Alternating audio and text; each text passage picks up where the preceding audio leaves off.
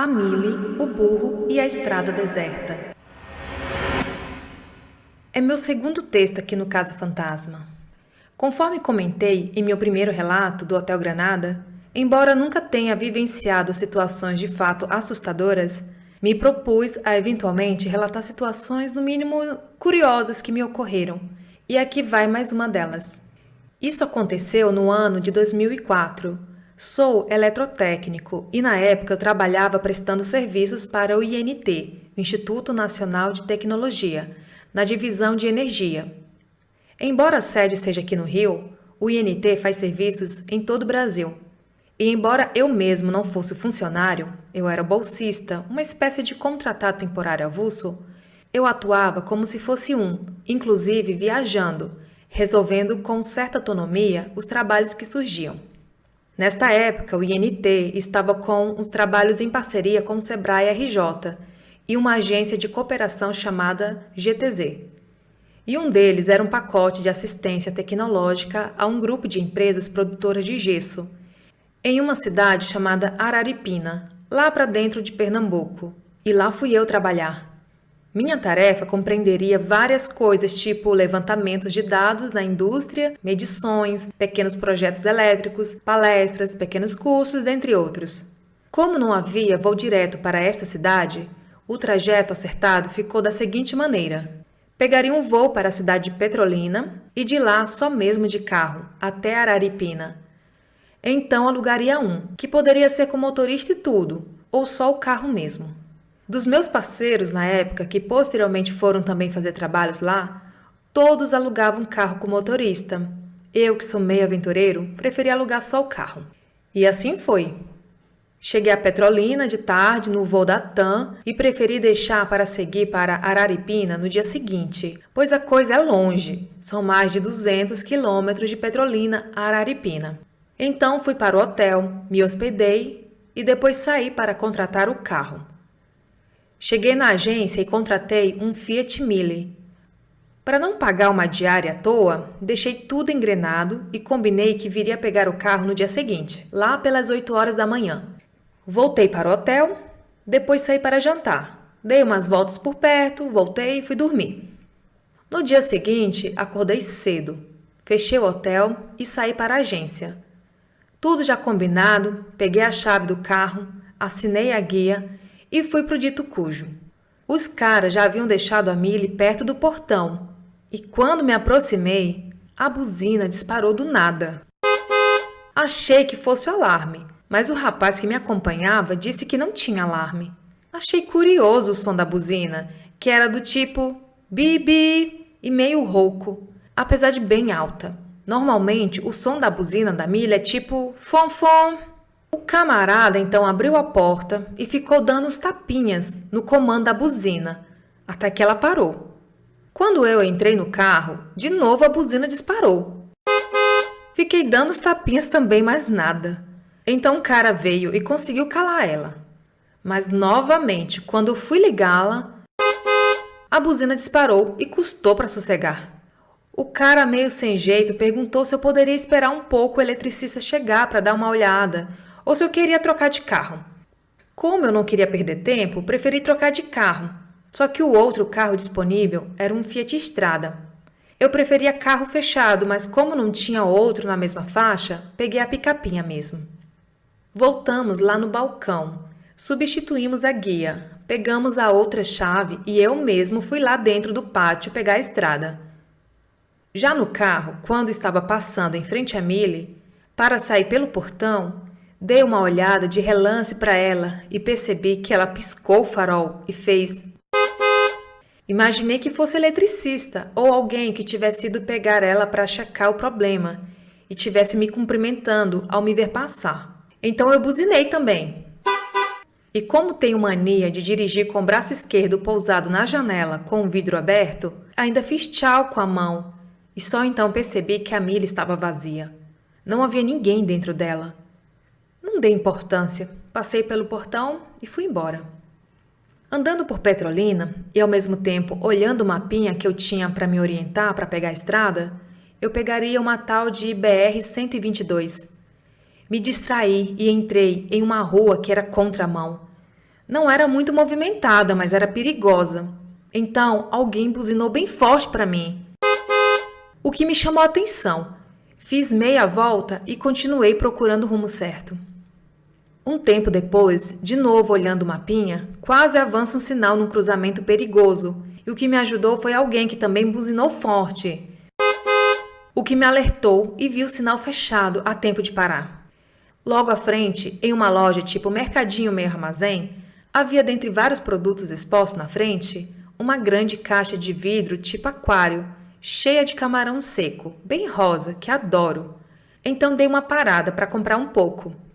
Aquilo vai muito bem com cerveja, mas quando eu ia pegar a estrada, comprei uma certa quantidade que desse tanto para eu ir comendo pelo caminho, com refrigerante que comprei também, como para logo mais no hotel, em Araripina, eu traçar com cervejinha. Comprei ainda caju cristalizado e uma garrafa d'água mineral grande. Saí da vendinha e retomei a rota. Enquanto rodava por Petrolina, várias vezes ouvia buzina tipo bibi, e sempre assim, forte e ao mesmo tempo meio rouca. Até que me acertei no rumo e finalmente peguei a BR-122. No início, bastante área povoada, com bastante área agricultada ou com vegetação. Depois, a paisagem foi ficando meio árida, com vegetação tipo arbustos secos, cactos, mandacarus, até ficar aquela paisagem típica da Caatinga, pouca vegetação. As que existem, bastante secas, chão seco, cascalho e calor. Alguns trechos da estrada eram ruins, com muitos buracos, mas um pouco depois da Lagoa Grande, a estrada estava boa de novo. Não é que fosse um tapete, na verdade era um asfalto bem grosso, granulado, com cara de velho, porém uniforme, de modo que dava para andar bem. Com um carro bom e silencioso, eu esticava sem sentir a velocidade, mas na verdade eu tinha em torno de 100 a 120 km por hora. Barulheira mesmo só do pneu novo contra o asfalto grosso. Como não via nem ia ninguém mais além de mim, eu dirigia bem à vontade, só com o pé no acelerador e uma mão no volante, bem largado mesmo. Até porque, devido à ampla visibilidade da pista para frente e para trás, no caso de qualquer carro vindo ou indo, daria tempo mais que suficiente para eu me enquadrar no meu cantinho da pista. A picapinha tinha um CD player e alguém havia esquecido um CD lá dentro. Era um grupo lá da terra.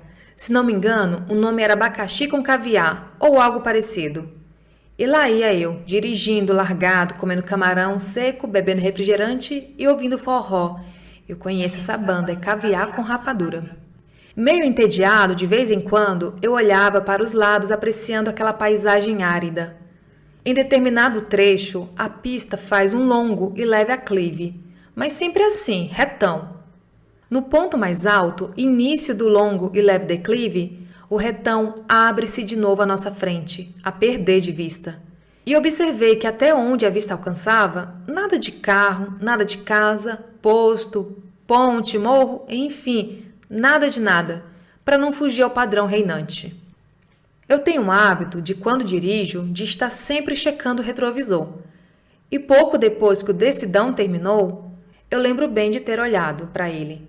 E não havia nada, até uns 2 ou 3 quilômetros atrás, no ponto mais alto da elevação por onde eu acabara de passar. E logo em seguida, olhando para frente, lembro de ver o cone da pista, interminável, se fechando lá na frente a perder de vista. E então dei uma olhada para o lado, observando os cactos. Foi uma olhada rápida, tipo, sei lá, uns 3 segundos talvez. E foi exatamente nesse momento que aconteceu. Estava distraído quando ouvi uma buzina bem forte. Imediatamente olhei para frente e tamanho meu susto, bem no meio da pista, no meio mesmo, atravessado e parado tranquilamente de pé. Um burro, ou jegue, jirico, asno, ou sei lá como é que é o nome certo daquele bicho. E estava virado para a esquerda, com metade do corpo na pista de quem vinha e a outra metade, parte de trás, na minha pista. Injeção instantânea de adrenalina no sangue. Vi que não teria escapatória.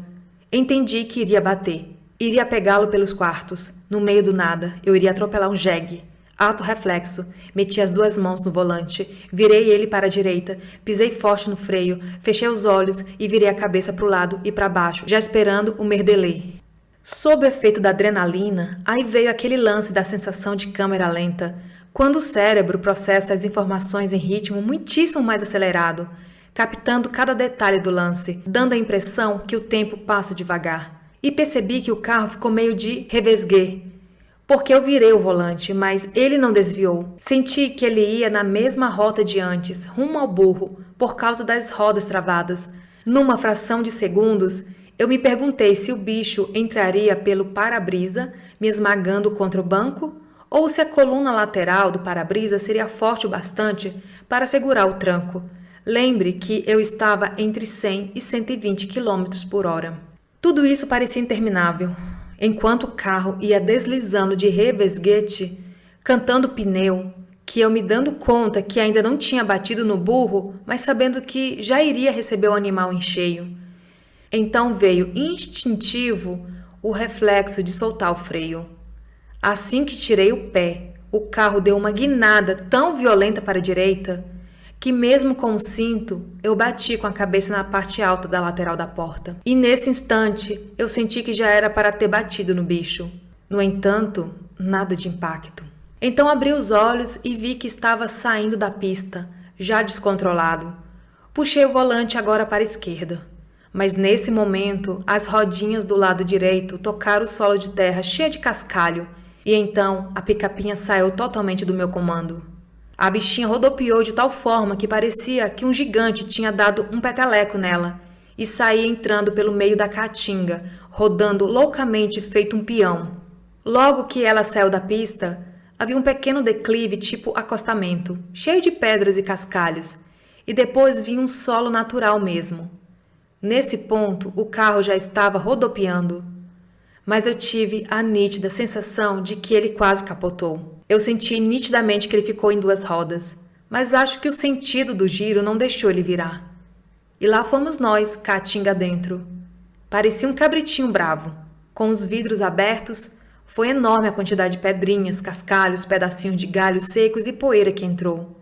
E eu não tinha nada a fazer, a não ser esperar aquilo tudo parar. E até que enfim parou. O espetáculo de uns 6 ou 8 segundos, mas que pareceu durar uma eternidade, finalmente chegará ao fim. Enquanto a poeira baixava, fiquei uns instantes quietinho, de olhos arregalados, sentado, perplexo, espantado, com o coração disparado e as pernas totalmente trêmulas. E depois que a poeira baixou um pouco, respirei fundo. Procurei onde a garrafa d'água tinha ido parar e tomei uns goles. Desliguei o rádio e passei a mão no rosto e senti que eu estava cheio de areia na cara. E notei que o carro todo, por dentro, estava cheio de terra, pedrinhas, galhinhos. O topo do painel, que até ainda há pouco era preto, estava meio cinza alaranjado de poeira. Meio recuperado, saí do carro para ver os estragos. Dei uma volta na picapinha buscando identificar danos. Olhei para a frente dela, as laterais, a traseira, em cima, embaixo. E felizmente ela estava inteira. Nenhuma marca evidente que pudesse me trazer problemas na hora de devolvê-la. Então levantei a cabeça, olhei em volta e procurei onde estava em relação à estrada. E a achei lá adiante e notei que eu tinha entrado uns 15 ou 20 metros para dentro da caatinga. Isso se considerar a distância reta de onde eu estava para a pista. Mas olhando as marcas do terreno, eu vi que eu vim da diagonal, o que dava uns 30 ou 40 metros. Então lembrei do burro. E lembrei também que tudo aquilo foi por causa dele. Então voltei a checar o carro na lateral do motorista para ver se estava amassado ou com alguma marca. Passei a mão pelo bico da frente, no para-lama, porta, lateral, retrovisor e felizmente tudo estava intacto. Refiz o trajeto do carro com o olhar, seguindo as marcas na terra até a estrada. E no ponto de onde eu derivei não havia nada, mas um pouco mais atrás, lá estava ele, impassível, placidamente parado no meio da pista. Do mesmo jeito que eu vi antes. Aquele burro cinza enorme, lá no meio da pista. Um pouco mais refeito do susto, tirei a sujeira do painel e dos bancos. Bati os bancos, lavei o rosto com um pouco da água da garrafa, recolhi o camarão esparramado, entrei, liguei o carro e fui devagarzinho pelo meio da caatinga para voltar à pista, sentindo que havia quebrado alguma coisa da suspensão.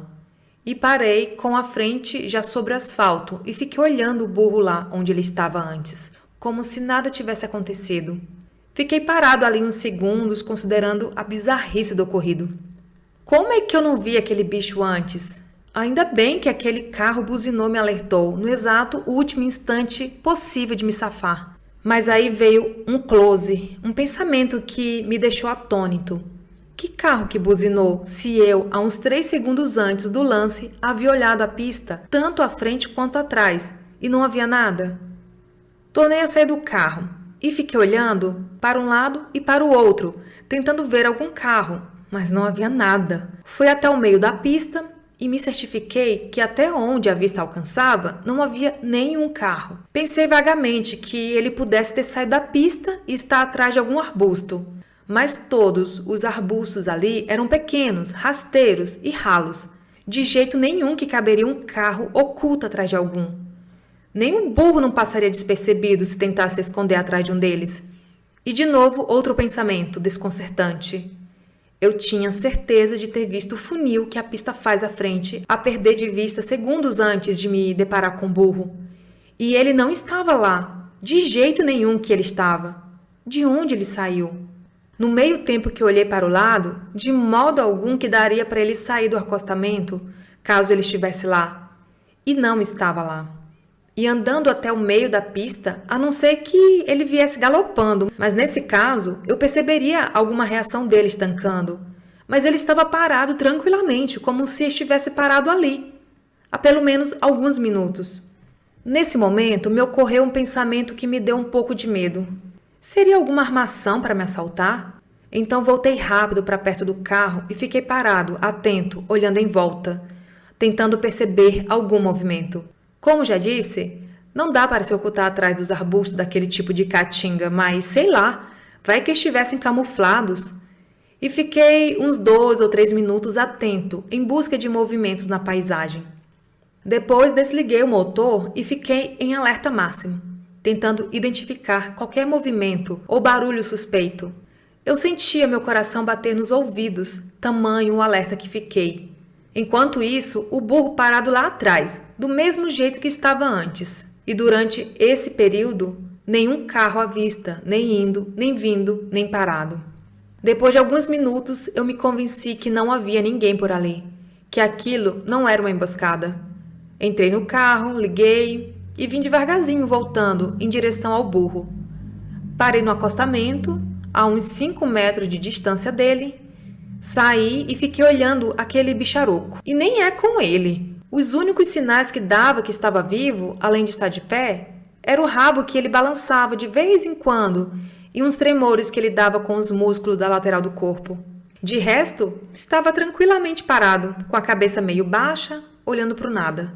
Então, eu pensei cá comigo que eu não poderia deixar aquele carinha ali, arriscando um outro maluco passar e não ter a mesma sorte que eu.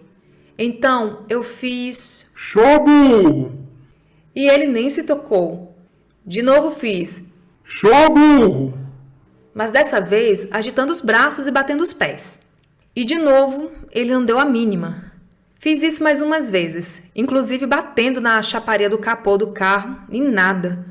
Então abaixei, peguei umas pedrinhas no canto da pista e comecei a lançar nele. O máximo que consegui foi fazer ele virar a cabeça na minha direção, me olhar por alguns instantes e depois voltar à sua posição original. Desconcertado, fui me aproximando devagar, até que fiquei frente a frente com ele. Ele me olhava, eu olhava para ele. Aquele sol, aquele silêncio, aquele calor, nenhuma viva alma além de nós. Aí me veio à mente aquele filme O Predador, em que aqueles caras estão no meio da selva, longe de tudo e de todos, e coisas estranhas começam a acontecer. E um a um, eles vão sendo exterminados por uma criatura invisível, e não há ninguém que possa fazer qualquer coisa para evitar, pois eles estavam absolutamente sozinhos. Ali no meio do nada, na estrada deserta, esse pensamento me incomodou muito. Pensei em simplesmente correr para o carro e rapar fora. Mas eu não poderia deixar aquele bicho ali no meio da estrada. E tentei mais algumas vezes fazê-lo andar. Mas ele não arredava o pé. Até encostar nele e empurrá-lo pelo lado, eu tentei depois de um tempo e nada. Então tive uma ideia. Fui no carro e peguei uns camarões e mostrei a ele, meio de longe. Ele nem aí. Cheguei perto e com a mão aberta coloquei-os perto da boca dele. Então ele esticou o pescoço, fungou e moveu os beiços. Quando vi aqueles dentões, me assustei. Larguei os camarões no chão enquanto puxava a mão. Aí, para minha surpresa, ele deu um passo à frente. Abaixou a cabeça no chão e começou a comer os camarões. Bingo! Descobri como mover o bicho. Ele também gostava de camarões secos. Voltei para o carro, peguei o saco de camarões e fiz mais um teste. Jogava o camarão perto dele, ele esticava o pescoço e comia. Jogava um pouco mais de longe, ele dava um passo e comia. Então fui fazendo a clássica trilha de iscas até fora da estrada. Mas achei que ali no acostamento não era suficiente. Ele poderia facilmente voltar para a pista. Então, novamente, fiz trilha e dessa vez levei o bicho até uns 20 metros afastados. Por via das dúvidas, no final eu iria deixar um pouco de camarões espalhados. Só que quando vi, restavam poucos, então espalhei o restante todo por ali. E voltando, olhei o bicho comendo aqueles camarões salgados pela trilha com areia e deu pena dele. Fui lá no carro, peguei a garrafa d'água, que ainda tinha mais da metade, e voltei a ele. Espirrei um pouco da água no focinho dele, achando que ele iria levantar o pescoço e querer a água. Mas não, nem ligou. Então novamente joguei água, mas dessa vez mais, até escorrer pela boca dele. Mas mesmo assim, ele não quis saber da água. Então parei de jogar água nele e fiquei olhando em volta, refletindo. Nem casa, lago, sombra, árvore, rio, nada. Isso é um jegue ou um camelo? Como é que esse bicho sobrevive aqui? O que come? O que bebe? É selvagem ou será que alguém cuida dele? Fiquei olhando ele mais um tempo, então peguei um MacGyver, um multicanivete que eu levo no cinto, abri a garrafa e deixei ela lá no final da trilha dos camarões. E fui embora. Quando passava pelo bicho, não falei, mas pensei assim: tchau, amiguinho, boa sorte.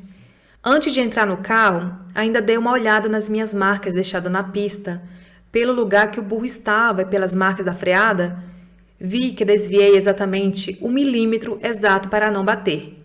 O fato do carro ter vindo avançando, freado, inclinado, foi exatamente o que fez com que eu não encarasse o burro de frente. Mas eu teria pego meio de lado, pior ainda.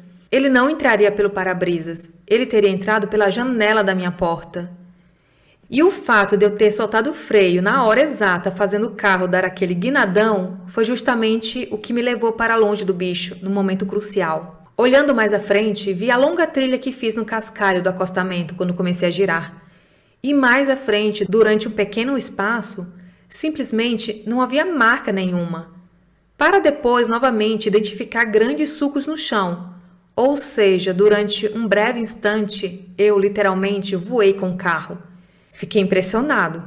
Voltei ao carro, fiz meia volta e segui viagem. Mas dessa vez sem passar dos 80 quilômetros e com a atenção redobrada. No caminho fui refletindo. Como o burro num instante não estava lá e no instante seguinte estava? Eu jamais vou saber explicar. Mas aí comecei a me dar conta de um mistério que para mim foi até maior que o do burro. A buzina. Quem foi que buzinou, me alertando no exato último instante? E aquela buzina? Sim, me dei conta que aquela buzina era exatamente igual à da Fiat Mille que era para estar comigo. E não peguei justamente porque a buzina dela deu piti. E me dei conta também que foi a mesma buzina que me alertou lá em Petrolina quando eu entrei na contramão. E também quando quase avancei o sinal naquele cruzamento. E mais, fiquei refletindo que se eu estivesse com a Mille, no lance que eu espirrei para fora da estrada, eu certamente teria capotado, por causa do carro ser mais alto do que a picapinha. Seria a Mille um anjo da guarda? Sei que depois deste lance, não ouvi mais aquela buzina, nem parecida. Passados os dias, quando voltei para Petrolina, não identifiquei o local onde aconteceu o lance do burro. As paisagens são muito parecidas e passei pelo local e nem me dei conta. Já em Petrolina, quando fui entregar o carro, perguntei pela Mille. e o rapaz disse que ela estava lá. Ficou alugada 2 vezes, mas já estava lá de novo. Perguntei pelo problema da buzina e ele disse que naquele dia que eu estive lá, ela ainda disparou a buzina sozinha mais algumas vezes, mas que depois parou e eles até esqueceram de ver qual era o problema e não aconteceu mais. Sei que vai parecer babaquice, mas juro, eu pedi para ver a Millie. Disfarcei, dando a entender que queria apenas avaliar se da próxima vez que precisasse, pegaria a Millie ou a estrada mesmo. Mas na verdade, eu queria era olhar para ela de novo. E o camarada foi lá comigo. E lá estava ela quieta. Lá no íntimo, eu imaginei que talvez ela piscasse o farol e desse uma buzinada. Mas não. Quieta ela estava, quieta ela ficou. Troquei meia dúzia de palavras com um cara e fomos saindo. Mas de novo vai parecer babaquice, eu sei. Mas eu fiz questão de, antes de me afastar dela, dar 2 tapinhas no lado do paralama e, olhando para ela, falar: Valeu, obrigada. Fiz de modo que o cara pensasse que fosse com ele, mas na verdade, juro, eu falei foi com o carro mesmo. Esse relato foi enviado pelo Alexandre Faquion, do Rio de Janeiro.